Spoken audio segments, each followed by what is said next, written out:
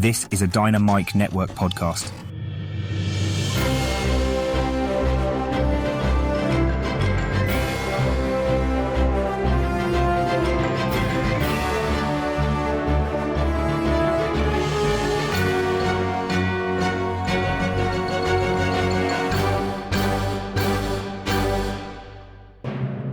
Hi, and welcome to the Dynamic Duel podcast, a weekly show where we review superhero films and debate the superiority between Marvel and DC by comparing their characters in stat-based battle simulations. I'm Marvelous Joe. And I'm his twin brother, Johnny DC. And we got a special episode for you guys. This is our 425th episode. And as longtime listeners know, every 25 episodes, we're coming at you guys with a team duel. And this episode is going to be a revenge match, kind of like a grudge match between Thanos and Darkseid, except they're bringing their posses with them. It's going to be Darkseid's Elite versus the Black Order. And revenge is going to be so sweet from our original duel episode of Darkseid versus Thanos. Just laying that out there right now. Yeah, if any episode deserved a sequel, it would have to be Darkseid versus Thanos, because that has to be one of the most epic pairings between Marvel and DC characters ever. Yeah, right. And this matchup is going to be equally as epic. Can't wait to see who wins between Darkseid's Elite, which is basically, his main generals on the planet Apocalypse, versus the Black Order, who non-comic book readers will definitely recognize from the Infinity War and Endgame films. They're like Thanos' generals. Before that matchup, we're going to break down the latest comic book movie news to come out this past week, of which we have two news items. We got news that James Watkins is going to direct the Clayface film that's in development, and we got the official trailer for Batman Ninja versus the Yakuza League. As always, we list our segment times in our episode description, so feel free to check out the show notes if you want to skip ahead to a particular topic. Our artificially intelligent duel simulator, AJ9K, has a quick message for our listeners, so listen up. Why, hello there. Do you want even more from this podcast? Then become a part of the Dynamic Duel community on Patreon, where you can choose from 3 tiers. The Dynamic 2.0 tier gives you access to our Discord chat server, the Fantastic 4 tier gives you 2 bonus episodes each month, and the X-Force tier makes you an executive producer of this show. Lastly, the Dynamite Podcast Network tier lets you create your own podcast using this Monte Carlo simulator. Johnny and Joe will help you develop your show, provide graphic support and consultation, and get you simulation results. Pitch the twins your ideas via email at dynamicduelpodcast@gmail.com. Check it out at patreon.com/dynamicduel. Pip pip cheerio. Thanks, AJ9K, and thanks to everyone who supports the podcast. Guys, be sure to tune into the other shows in the Dynamite Podcast Network this week, including Max Destruction, which pits your favorite action heroes from film and television against each other. This Wednesday, hosts Scotty and Gilly are finding out who would win in a fight between the MCU's Captain America, Steve Rogers, and the DCEU's Batman, aka Batfleck. Which is a matchup I've always wanted to see from Max Destruction. Yeah, it's nice that since we focus on the comic book characters for our duels, that they can focus on the movie characters. I'm really interested in that fight too. On the Senjo World podcast, host Zachary Hepburn speculates on fights between fan-favorite anime and manga characters. This Thursday, Zach is putting out an epic 10 versus 10 matchup of Team Naruto, aka the Akatsuki, versus Team Bleach, aka the Espada. That'll be a big one. Anime fans, definitely check that out.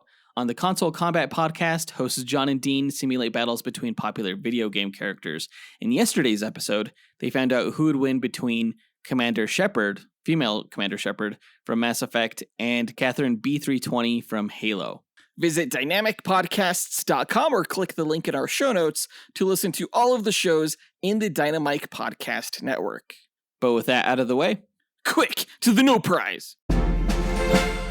A No Prize is an award Marvel used to give out to fans. Our version, the Dynamic Duel No Prize, is a digital award we post on Instagram for the person that we feel gave the best answer to our question of the week.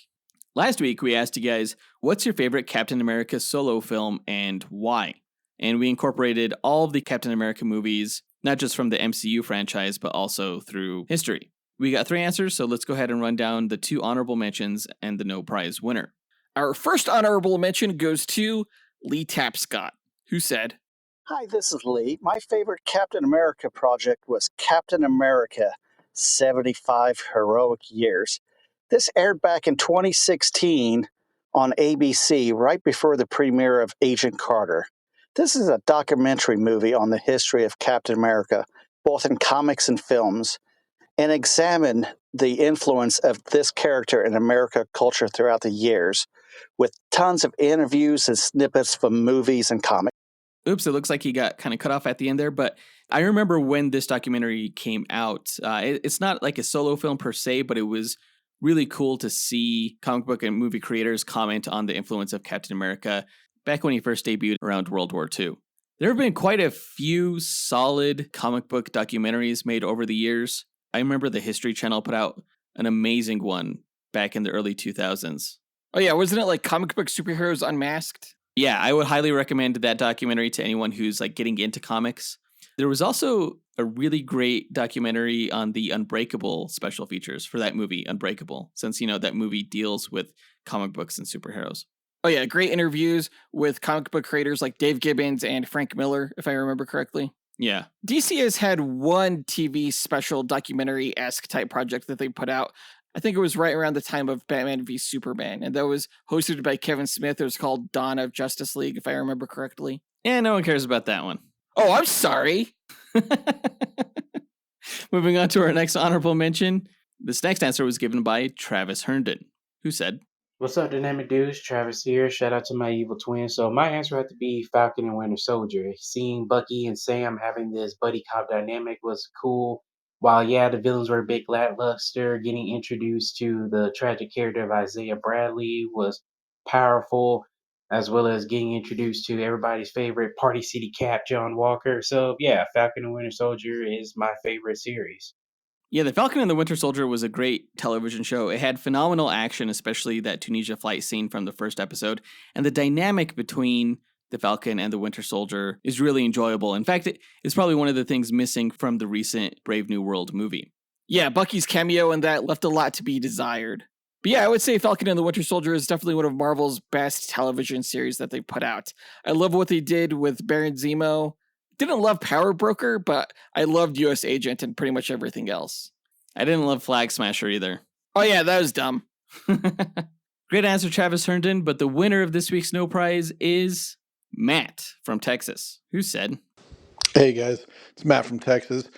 I would say my favorite Captain America movie is probably going to be Captain America: The First Avenger. It is the quintessential Captain America movie. It's where he gets his start, shows who he truly is, and it's World War II. I love World War II. I study it as a history major. But yeah, that's it. Peace out." Yeah, a lot of people love Captain America: The First Avenger. It's not personally my favorite Captain America film, but I could see where a lot of people are coming from when they cite it as their favorite, because it's probably the most unique film out of the Captain America MCU franchise, right? Usually the franchise tends to go down the political thriller route, but Captain America took a very pulpy approach to World War II in the vein of films like Raiders of the Lost Ark or The Rocketeer. In fact, the guy who directed The First Avenger also directed The Rocketeer. So there was something very charming about the film, and it just had a lot of heart. Yeah, in my opinion, Captain America: The First Avenger is the way Captain America movies should be done. These wartime films where Captain America gets to punch Nazis, seeing him go up against the Red Skull is so iconic. For sure, yeah. So great answer, Matt. You win this week's No Prize. If you, the listener, want a shot at winning your own No Prize, go ahead and stay tuned to later on this episode when we'll be asking another question of the week. And now that that's done, on to the news.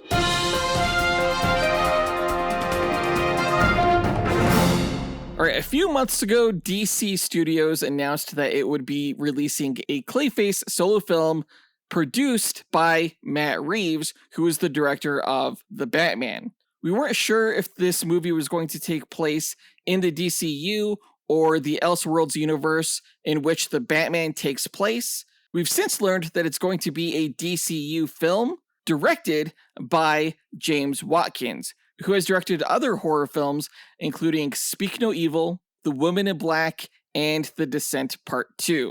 None of which I have seen. Not a big horror guy. I haven't seen any of those either, but Speak No Evil with James McAvoy did look pretty solid. I gotta check that out. Yeah, and that film did pretty well critically, too, as have several other of his projects. Now, the Clayface film is said to only have a budget of about $40 million, which is nothing. They're definitely selling this as a low-budget horror project, which, is not terrible. There have been a lot of great low-budget horror films to have come out recently that have gotten a lot of acclaim, so there is promise here. Oh yeah, I'm super excited by this. It was interesting that we got a look at the DCU version of Clayface in the recent Creature Commandos animated series. As those of you who have watched the show will know, Clayface didn't really meet a timely end there. But, it's really hard to kill Clayface, so I'm certain that he'll be coming back. But also, this film doesn't have to follow that series. It could be a prequel. Yeah, honestly, I hope it is. I hope it starts off something closer to the Clayface that we got in the Batman Caped Crusader animated series just last year. Start there and then move into the Creature Commandos version of Clayface. I think that's the best way to go. I would agree with that, yeah. As we've talked about earlier, Clayface is being written by Mike Flanagan, who has also written horror films like Dr. Sleep, The Haunting, The Fall of the House of Usher, and The Haunting of Hill House, to name a few. The film is set to be released on September 11th of 2026, so look forward to it then. But speaking of the reveal that James Watkins is set to direct this film, that brings us to our question of the week. What horror director would you like to see direct a film for one of Batman's villains? And which villain? So we're looking for you guys to pair your favorite horror director with your favorite Batman villain. A lot of options to choose from. We're really interested in hearing what you guys have to say. Record your answer at dynamicduel.com by clicking on the red microphone button in the bottom right-hand corner of the screen, which will prompt you to leave us a voicemail. Your message could be up to 30 seconds long, and don't forget to leave your name in case we include you on the podcast. We'll pick our favorite answer and award that person a Dynamic Duel No Prize that we'll post to Instagram. Be sure to answer before March 1st. Also in DC news, this past week we got the official trailer for Batman Ninja vs. Yakuza League, and it looks so damn epic and bonkers in the best way possible, just like the first animated film was. I love that movie. I almost gave that movie 5 stars. I still enjoy watching that movie, and this trailer has me really pumped to see the sequel, which looks like it picks up right after the first one ends. Yeah, I really like how the first Batman Ninja movie really delved into like medieval history of Japan, right? It took place in a very historical context, and now the sequel takes place in a very modern context. We get to see modern Japan with these Yakuza gangs going up against each other, and I guess Japan was positioned directly over Gotham City in this world. Right, because Japan is missing on the map. Something they did in the past in the first movie has altered the present, and it looks like the premise of the film is that Batman and his team have to go through the Justice League in order to reset reality. Fantastic premise. I love seeing all the different Justice League characters and their designs.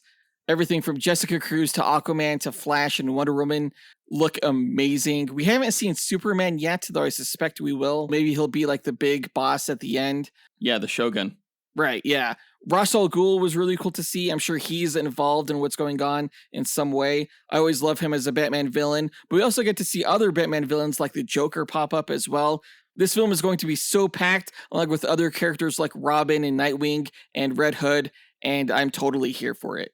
Yeah, it looks like a lot of fun. The shot where the Japanese Yakuza assassins were being fired out of this giant like Gatling gun onto Gotham City was just so wacky. It's like nothing that we've ever seen before, right? Yeah, the line by Commissioner Gordon, though, was weird, where he was like, yeah, it's raining men. Like, I was like, is that a reference to the song It's Raining Men?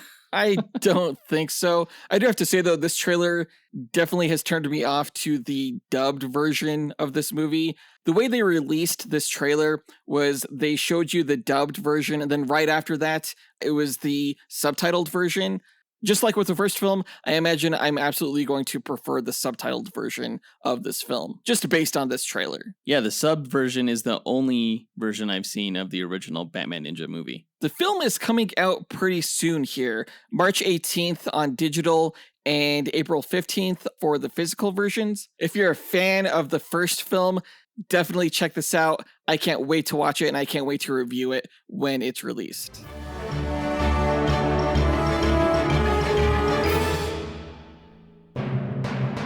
But I think that does it for all the news for this episode, so let's go ahead and move into our main event, where we find out who would win in a fight between Darkseid's team of generals, the Elite, and Thanos' team of generals, the Black Order.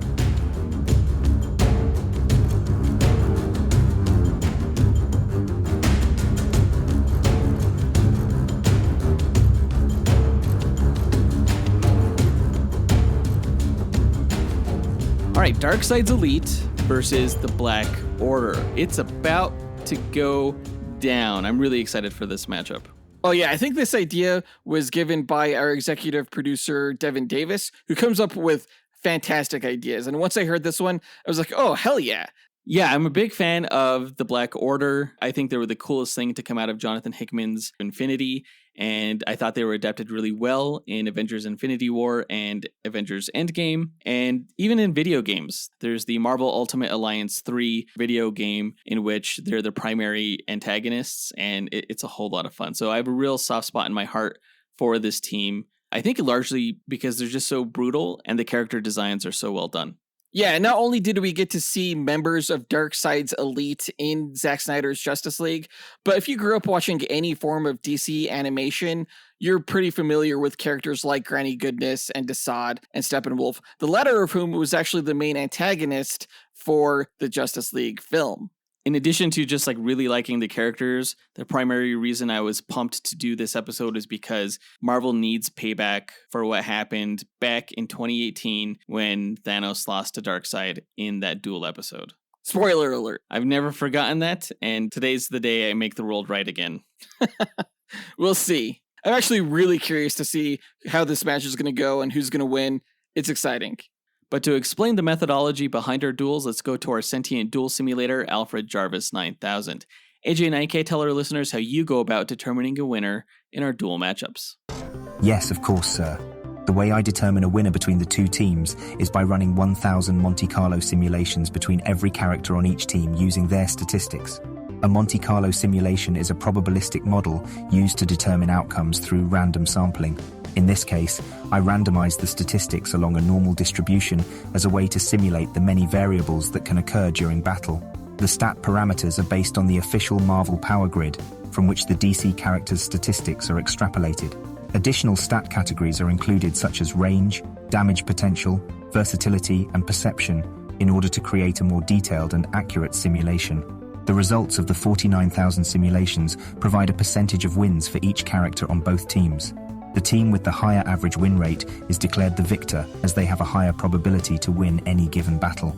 In an equitable pairing, neither team should win 100% of the matches. The comic book stories have shown that there's even a way for Batman to defeat Superman, so the confidence rate of my method falls in line with the precedents that have been established in the source material. My mathematical simulations are without subjectivity or bias. Feats are not the sole consideration, nor are fan votes tabulated for determination of the winner. Thanks, AJ and NK. Before we run the simulations, though, we like to break down each team's rosters and histories before improvising a scenario on how we imagine one of the many simulations would play out beat for beat. And I believe it's my turn to go first with the Marvel backstory, so let me go ahead and tell you guys all about the Black Order. Thanos' Black Order is an elite strike force assembled to enforce his will and conquer planets in his name. Composed of some of the most ruthless and powerful warriors in the universe, the origins of the Black Order trace back to Thanos' need for a force capable of executing his will with absolute efficiency. As detailed in his backstory in the Duel episode against Darkseid, Thanos had long commanded vast armies of marauders and warlords, but recognized that brute force alone would not always guarantee victory. He needed specialists, warriors who could execute missions with a level of cruelty beyond that of common soldiers. Unlike the armies of the Chitauri and the Outriders that Thanos deployed en masse, the Black Order functioned as a special unit who could not only fight but also manipulate, infiltrate, and dominate entire civilizations. Corvus Glaive was the first member to rise to the challenge. A brilliant strategist and one of the most vicious warriors in the cosmos, Corvus was granted his namesake weapon by Thanos. The glaive was sharp enough to split atoms and cut through any substance, including the skin of immensely powerful beings like the Hulk and Hyperion. More than just a tool of destruction, The glaive gave Corvus practical immortality. So long as the blade remained intact, he could not die. His loyalty to Thanos was absolute, and he proved to be the Mad Titan's most trusted general, leading Thanos' armies in battle. Corvus Glaive's wife, Proxima Midnight, was the deadliest combatant in the Black Order. Her mastery of hand-to-hand combat was unparalleled, and her superhuman strength, speed, and durability made her a match for even the most powerful warriors. Her primary weapon was a spear forged from a collapsed star, capable of wielding all the equivalent mass and energy. It functions as a homing projectile when thrown, can fire energy blasts, and can immobilize opponents with a black energy net. The lethal toxin in its tip could kill most beings instantly, making it one of the most devastating weapons in existence. Proxima thrived in battle, eager to prove herself superior to any enemy who dared oppose her. While Glaive and Midnight were instruments of raw power, Ebony Maw was something else entirely. He was a manipulator, a whisperer capable of unraveling even the strongest minds. His voice was his greatest weapon, enabling him to override the will of others and turn them into pawns. In addition to Ebony's persuasive abilities, he possessed telekinesis, teleportation, and could conjure fireballs with his hands, further solidifying his position as one of Thanos' most insidious agents. Black Dwarf, the team's brute force, possessed unparalleled strength and durability. His unbreakable skin allowed him to withstand the attacks of some of the most powerful beings in the universe. His preferred weapons were massive bladed and blunt instruments, which he wielded with devastating force, most commonly a giant double-bladed axe. Supergiant, the fifth and final core member of the Black Order, was a telepathic parasite capable of mind control and mental consumption. Unlike Ebony Maw, who manipulated minds through persuasion, Supergiant forcibly dominated her victims, feeding on their intellect. She could seize mental control of entire armies, turning them against their allies. The Black Order's first major recorded mission was against Ego the Living Planet, whom Thanos viewed as an offense to death, and whom you could learn more about in his duel against the Green Lantern, Mogo. The Black Order engaged Ego in battle, but the confrontation ended in a stalemate. The Black Order's most infamous campaign came during Thanos' attack on Earth. With the Avengers occupied in deep space, Thanos launched a full-scale invasion, using his elite warriors to target strategic locations. His stated demand was a tribute that each ruler of Earth was to offer the heads of all younglings between the ages of 16 and 22. In reality, this was a cover for his true goal, finding his lost son, Thane. Each member of the Black Order was assigned a region of Earth to subjugate. Corvus Glaive and Supergiant attacked the X-Mansion, seeking information on Thane's location. Proxima Midnight was sent to Atlantis, where she confronted Namor the Submariner. Black Dwarf was assigned to Wakanda, where he encountered the greatest resistance from forces led by the Black Panther, who repelled his invasion and forced Black Dwarf to retreat in disgrace. For this failure, Thanos expelled him from the Black Order. Ebony Maw took a more insidious approach. He infiltrated Doctor Strange's mind, taking control of the Sorcerer Supreme and using him as an agent to uncover Thane's whereabouts. Eventually, Ebony Maw located Thane as a young man in the hidden Inhuman town in Greenland. There, he discovered that Thane had not yet undergone Terrigenesis, which is an evolutionary process that you can learn more about in our Shazam vs. Black Bolt Duel episode. When Black Bolt detonated a Terrigen bomb over Earth, Thane's transformation was triggered, awakening his devastating abilities. His left hand became a weapon of instant death, while his right hand could encase victims in a solid amber-like construct that left them in suspended animation. In an instant, he inadvertently wiped out his entire town. Ebony Maw arrived, offering Thane a containment suit to control his abilities, but the offer was a deception. Maw encased Thane in a force field and alerted Thanos to his location. However, when Thanos arrived to kill his son, Ebony Maw chose to test Thane's potential. He freed him, giving him a choice: flee or embrace his heritage. Thane chose the latter. Using his newfound power, he trapped Thanos and Proxima Midnight in amber, leaving them in a state of living death. With Thanos defeated, the Black Order fractured. Corvus Glaive remained with his master while the others scattered, but their time apart was brief. The cosmic being known as the Challenger reunited the Black Order, using them in a grand contest against the Grandmaster's Lethal Legion. During the first round of the contest, the Black Order fought the Lethal Legion for control of Pyramids, which were powerful cosmic artifacts placed around the Earth. Black Dwarf fought back both the Legion and the Avengers to secure the first Pyramoid in Rome. In the second round, the Black Order moved to Antarctica, again clashing with the Avengers, who forced them to retreat and ultimately brought the contest to an end. Following the contest, the Black Order regrouped to the planet Engargol, where they were tasked by an alien resistance with dismantling the alien galactic empire. The Black Order only accepted as a means to seize the Bow of Gabriel, which was a weapon capable of planetary destruction. Ebony Maw manipulated the Emperor into lowering the planet's defenses, allowing the Black Order to take the weapon. Corvus Glaive then activated the bow, transforming Sonar's inhabitants into monsters that destroyed the planet and dismantled their galactic empire. However, when their task was complete, the Grandmaster arrived and seized the weapon from them. Later, the Black Order served Hela, the goddess of death, who sought to retrieve and resurrect Thanos. Together, they attacked Star Fox and the Guardians of the Galaxy to retrieve the body, bringing the Mad Titan back to life on planet Nowhere. Though they were successful in restoring their leader, Thanos, Hela, and the Black Order were scattered after being sucked into a black hole that destroyed the planet. You can learn more about the Guardians of the Galaxy in their Team Duel episode against the Doom Patrol. Most recently, the Black Order was tasked by the Intergalactic Council, led by Thanos and assigned with addressing matters of universal importance, to assist the Imperial Guard in stopping the threat of the Phoenix Force. You can learn more about that cosmic entity in our Raven vs. Phoenix Duel episode, and that's the Black Order's history.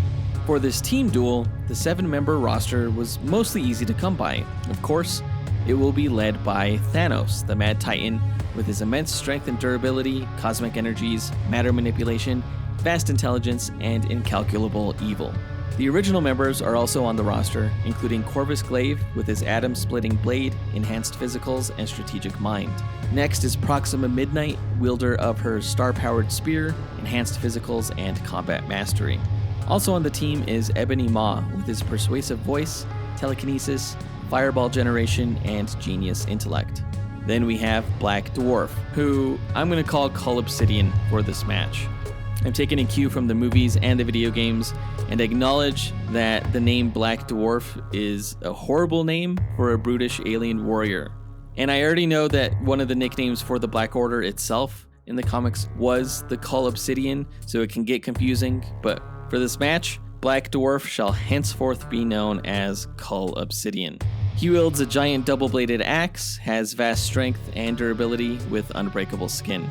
Rounding out the original team is Supergiant, who never made an appearance in the MCU, but she's the team resident telepath who can mentally possess entire legions and psychically devour their minds. For the 7th and final member of the team, I was thinking of going with Black Swan, who is a recurring member of the Black Order, but I found her power set to be too vague, with some energy manipulation, some telepathy, some strength. Instead, I decided to go with Thanos' son himself, Thane, who has never actually been a member of the Black Order in the comics, but he has been heavily involved with them, and he aligned himself with Ebony Maw in the books, and he allied with the whole team in the video game Marvel Ultimate Alliance 3, wherein Thane is actually the final villain. Plus, his power set of having essentially an Omega effect touch with one arm and an Amber Energy Construct Generation effect with the other arm is pretty cool. So that's my team. Thanos, Corvus Glaive, Proxima Midnight, Ebony Maw, Cull Obsidian, Supergiant, and Thane. Yeah, Cull Obsidian is a way better name than Black Dwarf. I do have to say, though, Supergiant is super confusing considering what the character looks like. I was thrown for a loop with that one. Yeah, I mean, she's not a giant, right? She's a telepath, a psychic vampire. Real weird. DC doesn't have that problem. I'm pretty sure that some of the names of Darkseid's Elite are pretty stupid too, like Granny Goodness. Hell yeah. What the fuck is that? Terrifying is what it is. Nothing more sinister than Grandma's Goodies. Wait, what? What the fuck did you just say? Well, let's erase that from our minds by moving on to the backstory of Darkseid's Elite, whose history is closely tied to Darkseid himself. I actually had a really hard time trying to separate the history of the team from its leader. It was not possible, so there's a lot of retread here. Just bear with me. Now, Apocalypse, a desolate world of fire and suffering, was forged from the remnants of a dead pantheon. When the old gods waged war in a catastrophic conflict known as Ragnarok, their homeworld was torn asunder, and from its ruins emerged two new planets, New Genesis, a utopian paradise under the guidance of Highfather, and Apocalypse, a burning wasteland where only the ruthless had survived. For centuries, Apocalypse was ruled by despots who sought nothing but war and suffering, but none were as cruel or ambitious as Darkseid, who seized power through betrayal, orchestrating the deaths of his own mother, Queen Hegra, and his pacifist brother, Drax. As the new god of tyranny, Darkseid reshaped Apocalypse into a world of oppression and forced obedience, powered by its fire pits, which fed on the very essence of its suffering populace.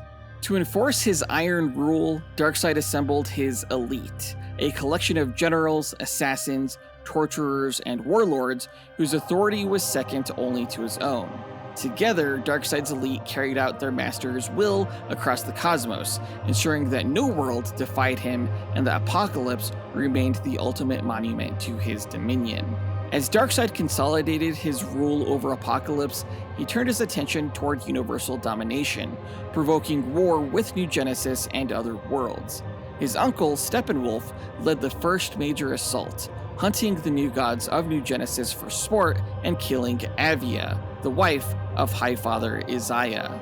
This act ignited a long and brutal war between the two planets, with Darkseid's forces locked in an eternal struggle against their celestial counterparts.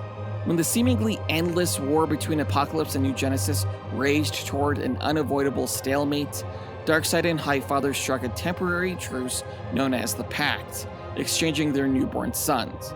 Orion was sent to New Genesis, while Scott-Free, aka Mr. Miracle, was raised in Granny Goodness's orphanage. You can learn more about Orion and Mr. Miracle in their respective duels against the Silver Surfer and Adam Warlock.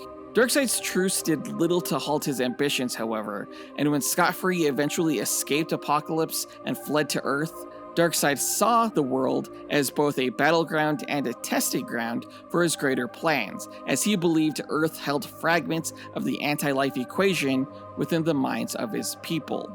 His forces, led by Glorious Godfrey, infiltrated human society, using the media and mass manipulation to turn the population against their own protectors. Godfrey's words nearly succeeded in swaying the people of Earth, but he was ultimately defeated by Earth's heroes. At the same time, Darkseid's scientists, including Desaad and Dr. Bedlam, experimented with new methods of psychological warfare. Bedlam introduced the paranoid pill, a substance capable of inducing mass hysteria, while Desaad's torturous experiments produced technological monstrosities to enforce Darkseid's rule. Granny Goodness, the overseer of Apocalypse's orphanages, trained warriors to serve in Darkseid's armies, conditioning them into mindless soldiers devoted to his cause. Over the years, Darkseid clashed with Earth's heroes, particularly Superman, whose power made him one of the few beings capable of challenging his tyranny and might. Time and again, Darkseid's elite led invasions of Earth, attempting to bring the planet under apocalyptic rule. Darkseid's armies of parademons, commanded by Steppenwolf and Darkseid's son Kelebak, descended upon Earth only to be repelled by the combined might of the Justice League, which you can learn more about in the team duel Justice League vs. Avengers. Darkseid's obsession with the anti-life equation remained his driving goal, leading to numerous conflicts with Earth's greatest minds and heroes. He sought to uncover its secrets through direct assaults, cosmic manipulations, and alliances with other dark forces. Apocalypse was briefly abandoned when Darkseid and his people were slain by an unknown force, the Infinity Man, acting on behalf of the Source. The new god spirits fell to Earth, where they were reborn in mortal bodies. Darkseid took on the identity of Boss Darkseid, spreading corruption from the shadows while plotting the resurrection of his true form, which he eventually obtained along with the completed anti-life equation. As every living being within the universe became transformed into Darkseid's mindless slaves, reality itself began falling apart, until Batman killed Darkseid with a Radion bullet before seemingly dying himself to Darkseid's Omega-sanctioned power. When a Flashpoint event reset DC's continuity, Darkseid and his elite returned, though Darkseid's new war was not against New Genesis nor against Earth, which he had already failed to conquer, but against a rival god, the Anti-Monitor, an embodiment of antimatter and destruction. The Anti-Monitor, once the greatest threat to the multiverse, had been transformed by the corrupted Amazon named Grail, Darkseid's own secret daughter. The battle between Darkseid and the Anti-Monitor played out across multiple worlds, culminating in a direct confrontation on Earth. Darkseid, wielding his Omega effect, attempted to destroy his rival, but the Anti-Monitor had evolved, now wielding the anti-life equation itself. At the height of battle, the Anti-Monitor turned the anti-life equation upon Darkseid, unmaking him completely. With Darkseid's death, Apocalypse fell into chaos. Kalibak, Steppenwolf, and Grail all fought for control, but the most shocking development came when Grail resurrected Darkseid, not as a god, but as an infant. For a time, Apocalypse had no true ruler, as Grail raised the child Darkseid, sacrificing old gods to feed his power. Over time, Darkseid grew into an adult once more, eventually killing Zeus himself to reclaim his godhood. But Darkseid was no longer content with mere conquest. He sought to harness the Great Darkness, the primordial force from before creation. However, Darkseid soon discovered that he was not its master, he was its pawn. The Great Darkness consumed him, turning Darkseid and his elite into servants of an even greater force. Now, under the control of the Darkness itself, Darkseid led a final invasion of Earth, seeking to eliminate its heroes once and for all. Though he was eventually freed from the Darkness's control, Darkseid disappeared into its void, leaving Apocalypse once again without its ruler. With Darkseid gone, Apocalypse remained a world on the edge of collapse, its elite vying for power, waiting for the inevitable return of their god. For Darkseid is. Now for my 7-member roster, I've selected the most prominent figures within Darkseid's elite, each of whom play a critical role in Darkseid's universal conquest. Of course, there's Darkseid himself, ruler of Apocalypse, but also his right-hand man, Desaad, Darkseid's chief torturer and scientist responsible for developing advanced weaponry and psychological warfare. I'm also including Granny Goodness, the ruthless commander of Apocalypse's orphanages, and Darkseid's personal guard, the Female Furies. Also, Darkseid's uncle Steppenwolf, Apocalypse's seasoned general and tactician, and Kanto, the planet's master assassin. Darkseid's brutish, firstborn son, Kalibak, will bring added brawn to this fight, while Dr. Bedlam brings added brains as a psionic entity. So to recap, it's Darkseid, Desaad, Granny Goodness, Steppenwolf, Kanto, Kalibak, and Dr. Bedlam on this team. I like that team. That's a pretty good team. I think there's good analogs between them and the Black Order, especially when you pair like Supergiant with Dr. Bedlam. And I think you could pair Thane with Kanto. And Kalibak with Collapsidian, and especially Desaad versus Ebony Maw. I think that's the pairing that works the best. There's also Steppenwolf against Corvus Glaive and Proxima Midnight with Granny Goodness. It's fate. It's fate how good these pairings match up.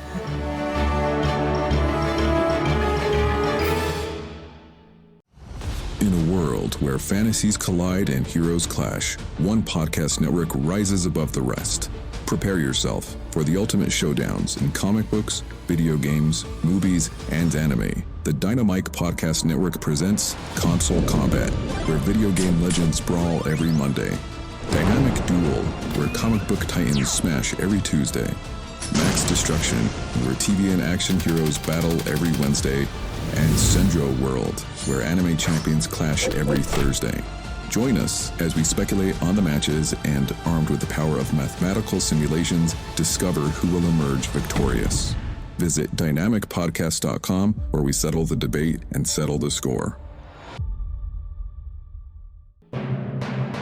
Now that we got their histories and rosters out of the way, let's speculate on how one of the many simulated matches will go. The winner is determined by simulations, not our speculation, but it's fun to imagine how this team duel could play out. AJ9K, what are the rules of our speculation? Well, I should say there are no rules, other than the teams have no prior knowledge of the other going into the fight. All they are aware of starting out is that the other side is a threat that needs to be eliminated. For the speculation, the groups will begin approximately 50 meters apart in a nondescript environment that will have no bearing on the match itself, as no environmental statistics are considered in my simulations. The teams must earn victory on their own merit. All right, then let's get into it. Darkseid's elite and the Black Order meet on the battlefield. Who goes first? I'm going to say Darkseid starts off with his Omega beams, of course. What? So right away, 2 red energy beams shoot out from his eyes, zigzagging across the arena and passing through each member of the Black Order, just disintegrating them. Match over! You cheating ass bastard. What happened to escalation during these speculations, right? I'm going to say that the Omega beams approach Corvus Glaive first, and he's going to defend himself with his glaive, which is sharp enough, as I said, to cut through anything, even atoms. And yeah, they could even cut through energy, like these Omega beams. What? So the blade is going to cut through Darkseid's beams and split them, and they go off course and miss their mark. Dude, the Omega beams do not miss. But even if the Omega beams can be cut by Corvus's blade, someone still dies because one of the split beams is just gonna make a return zigzag trip and blast, I don't know, the psychic chick, Supergiant. So she's out of the match. The Omega beams suck, okay? They're a cheap ass attack. Thanos is not gonna have any part of that shit. So he raises his fist and each member of Darkseid's elite are gonna raise into the air with this blue energy aura around them due to Thanos' telekinesis. Right? He's lifting him telekinetically. And then Thanos is going to slam Darkseid's elite down with a force that's so hard it's going to crack the planet that they're on. So now they're all fighting in like this Grand Canyon. Okay, well, I mean, Thanos lifts and slams everyone he can see, which is not Kanto, who happens to be Darkseid's expert assassin and a master of stealth. So despite the planet cracking, Kanto delivers this surprise attack with his Apocalyptic sword and slashes Thanos' fist right off. And he follows up with a series of rapid slashes right across Thanos' chest. Oh shit, you fucked up there because Collapsidian is not cool with his boss's hand just getting chopped off, okay? So he leaps over to Kanto and with a mighty swing of his giant battle axe, he chops off Kanto's head with just one whack, and that thing goes flying. Kanto's out of the match now, and Thanos, he'll be fine. He's gonna heal those chest slashes real quick. Okay, well, meanwhile, Dr. Bedlam, who's this, invisible psychic energy being, is currently controlling 6 different androids known as Animates, and they're all curb-stomping Thane right now, just pummeling him to death. No. Because Proxima Midnight sees Thane being attacked, and before the androids can kill Thane, she hurls her sun-powered spear toward them. And as the spear flies, it's going to emanate this solar flare energy that arcs out and strikes the entire android group, just frying their circuits. And then the spear is going to lodge into the real Dr. Bedlam, impaling him into the canyon wall that they're in and taking him out of this match. Well, there is no, real Dr. Bedlam. He just imparts his form on one animate specifically. But sure, we'll say that was the one that got impaled. But yeah, now Proxima Midnight is without her weapon, right? So Granny Goodness is going to take advantage of her disarmament and blast a hole right through her torso with a beam from her Apocalyptic staff. So Proxima's out. Okay. Oh, suddenly Granny Goodness gets her whole head bashed in by Kalibak, Darkseid's son himself, and her own teammate. What? Because as the battle was going on, Ebony Maw weaseled his way over to Kalibak and whispered into his ear, reminding him how much he hates that old bag, and, convinced him to play whack-a-mole with her head. So Granny Goodness is now out of the match. I actually believe that he probably does hate her. Everyone hates her. But also, that's elder abuse, by the way. Now, while that's going on, Steppenwolf, he noticed Collapsidian with his axe, and so Steppenwolf is going to attack him with his own powerful Electro Axe, starting by slamming it into the ground near Cull, which is going to cause the shockwave that knocks him into the air, and Steppenwolf is going to follow up by hurling his axe, like quick as lightning, right at Cull, just slicing him into midair. How sharp is Steppenwolf's axe? Because Cull is really durable.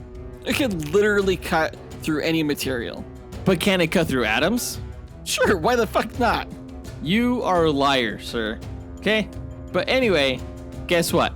Supergiant, she's still on the battlefield. She's such a powerful omnipath that even if her body's destroyed, she survives as a psionic spirit. So the only thing Darkseid's Omega Beam did to her was make her intangible. So like as this psionic entity, she's going to read the mind of Darkseid, and therefore she learns the secret to the Omega effect, and she's going to feed that information to Thanos, who's all healed up by this point. And Thanos is going to augment his own cosmic powers to mimic the energy wavelength of Darkseid's Omega Beams. So then Thanos straight up Omega Beams Steppenwolf the fuck out of here. What the heck? That's right. Okay, well, Dr. Bedlam, he's been floating around as a disembodied energy being too, just like Supergiant. And since Desaad was able to repair one of his android bodies during this battle, Bedlam is going to be able to take control of that again, fully aware of what Supergiant did. So he's going to unleash one of his paranoid pills on Thanos, and its fumes cause Thanos to not only blast Corvus Glaive into oblivion, but also the stress causes Thanos to forget how to use the Omega effect. Well, that's convenient. If Dr. Bedlam is aware of Supergiant, she's going to be aware of him. And she's a psychic parasite.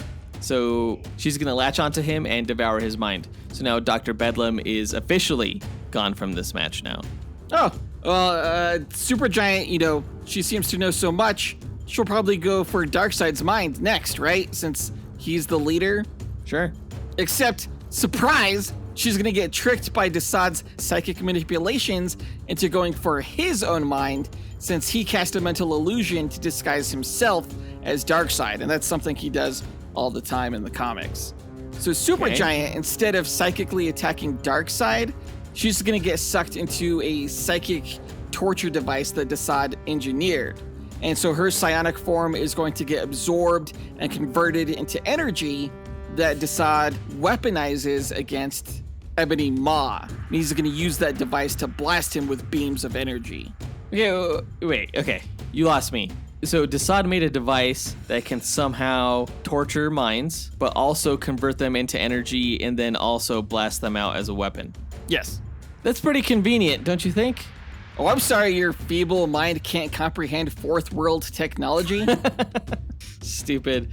Ebony Maw is just going to teleport out of the way of Desaad's blast, and then he's going to counter with a volley of fireballs. Okay, except without realizing it, Ebony Maw teleported in front of Kalibak, who, remembers how Ebony manipulated him earlier. And Kalibak is going to straight up slam his club straight down onto Ebony from behind, like a hammer to a nail, just creating this ebony smear on the ground beneath him. All right. Well, meanwhile, Thane approaches Desaad, and he's going to snatch him with his right hand, which puts Desaad into this amber energy construct, which basically traps him forever in a state of living death. And now the only mind that Desaad can torture is his own for all eternity. And then Thane approaches Kalibak and grabs him with his left hand, which just instantly kills Kalibak. So these guys got the old 1-2 combo here from Thane. Death for Kalibak and a fate worse than death for Desaad. Okay, well, speaking of living death, Thane is going to suddenly be zapped by Darkseid's Omega Beams, which zigzagged their way behind him and delivered Darkseid's Omega Sanction. So now Thane is trapped in an eternal and torturous cycle of pain, death, and rebirth across alternate realities. That's what the Omega Sanction does? Yeah. Well, so it's just Thanos and Darkseid, exactly how I wanted. Oh, me too, pal. Me too. Revenge is gonna be so sweet because the paranoid pill that Bedlam used on Thanos, that wears off by this point, and he remembers how to use this Omega Sanction himself. So the turntables have turned, and Thanos puts Darkseid into this Omega Sanction and just relishes in the endless death and defeat of his foe. So the match is over. Thanos beats Darkseid. If I could drop my podcast mic, I would. Or you should. Like, you should drop it and never pick it up again, because you sound stupid. Darkseid would just generate a boom tube between him and Thanos, as well as like a second portal behind Thanos. So Thanos is just going to Omega Sanction himself, like the purple bitch he is. Match over. Oh shit, I think you forgot that I mentioned that Corvus Glaive can't die if his blade isn't destroyed. So while Darkseid thinks he just won the fight, he's going to find himself straight up sliced in half by Corvus Glaive, who was resurrected by his weapon. So now the match is over, and the joke's on you. But why? I think the joke's actually on you, because Thanos did, in fact, destroy Corvus's blade when he killed him, under the influence of the paranoid pills. So, sorry, but no. Well, we'll see what actually happens. We'll go ahead and run the stats on these teams to find out who'll win. And either Corvus Glaive resurrects and slices Darkseid in two, or Corvus Glaive does not resurrect because his weapon was destroyed. Right, it all comes down to whether Thanos destroyed Corvus's weapon, which I'm sure he did. Let's go ahead and run the stats and come back with a winner. AJ9K, hit it. Inputting data, running calculations, processing results, simulations complete. All right, that was a fun matchup, a really close matchup, surprisingly close after we put in all the stats. Well, I mean, it wasn't too surprising that Darkseid was the most powerful on either of our rosters. Yeah, Darkseid ended up winning 89.1% of all of his matches. Basically, 9 out of 10 fights against the Black Order and Thanos, Darkseid won. He's a big-ass cheater character. I mean, not by much, because Thanos wasn't too far behind in his win rate, winning 87.1% of his matches. Yeah, they're definitely the most powerful characters on their respective teams, just wiping the floor with the others' respective generals. Now, what I thought was interesting was that while I had probably the more balanced team, on your side, you had the most powerful characters in Proxima Midnight and Supergiant, but also the weakest when it came to Thane. Yeah, Thane actually wasn't impressive statistically at all, which makes me hope that I didn't choose incorrectly in picking him for this team duel, because yeah, he has massive damage potential with the abilities of both of his arms, and he has, enhanced physicals being an inhuman, but other than that, he's not too impressive statistically compared to the new gods. Things like his evasiveness and perception just weren't that great. Yeah, he only won 20.8% of his matches. He was kind of my wild card for this team duel, though. I don't know if I really had a wild card. I was kind of surprised that my weakest character was Kanto. I thought it was going to be Desaad because I figured he was the least warrior-esque of the group. But it turns out he's pretty smart, and Kanto is pretty unimpressive. Yeah, the guy just carries a sword and wears a ridiculous Renaissance fair outfit. I gotta say, he definitely does not look like Darkseid's chief assassin. That's exactly what he wants you to think. I think the biggest discrepancy between the team stats was versatility. Marvel's guys were way more versatile than DC's guys. And durability. Actually, DC's guys were way more durable overall than the Marvel team, largely because Darkseid's durability is off the charts. And also, they're all new gods, whereas the Black Order are a pretty diverse group of aliens from across the universe. So I actually wasn't surprised that they were more versatile. Considering all the results, all the stats, Jonathan, who's winning this match, do you think? I think it's going to be really close. I'm not sure who's going to win, but I really hope it's Darkseid's Elite, because I just really don't want him to lose to Thanos. I hate Thanos. Dude sucks. And I think our poll takers on Instagram agree, because 64% of them voted in favor of Darkseid's Elite over the Black Order. The fools. AG9K, the results, please. Here you are, sir. All right, the winner in this team matchup between Darkseid's Elite and the Black Order is Darkseid's Elite. Yes! Yes! It was pretty close, though. Out of 1,000 matches, Darkseid's Elite beat the Black Order 511 times. So their win rate was 51.1% over the Black Order's 48.9%. Yeah, they only won 489 out of the 1,000 battles. Oh, wow. That's not pretty close. That's really close. I figured it would be, but it's still surprising. Thanos just cannot beat Darkseid. What the fuck? What does he got to do to beat this guy? Nothing. He can't. There's nothing he could do. Just accept it already. Is he going to have to pull out his Infinity Gauntlet again, like he did last time?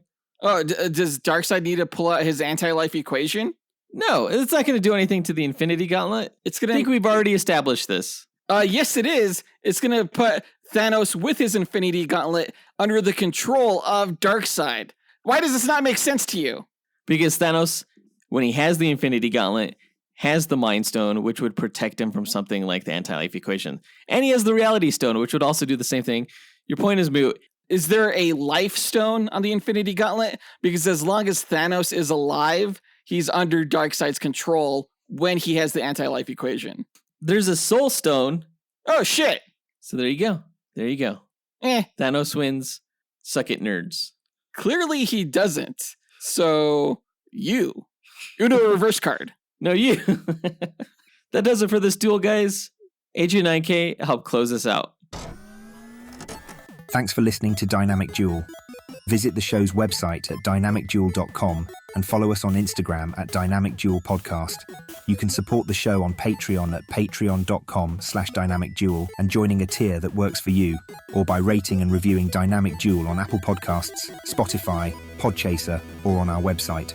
Don't forget to listen to the other shows in the Dynamite Podcast Network, including Max Destruction, Senjo World, and Console Combat. In our next episode, we will be doing another duel episode. This time we are pitting Talon, a Batman villain from the Court of Owls, against Nico Minoru, who is a Runaways character and affiliated with a different cult in Marvel known as the Pride. But that does it for this episode, guys. We want to give a big thanks to our executive producers, Ken Johnson, John Starosky, Zachary Hepburn, Dustyn Balcom, Miggy Matanguihan, Brandon Estergard, Nathaniel Wagner, Levi Yeaton, Austin Wesolowski, AJ Dunkerley, Nick Abanto, Scott Camacho, Gil Camacho, Adam Speas, Dean Maleski, Devin Davis, Joseph Kersting, Josh Leiner, Mike Williams, and Oscar Galvez for helping make this podcast possible. We'll talk to you guys next week. Up, and away. True believers.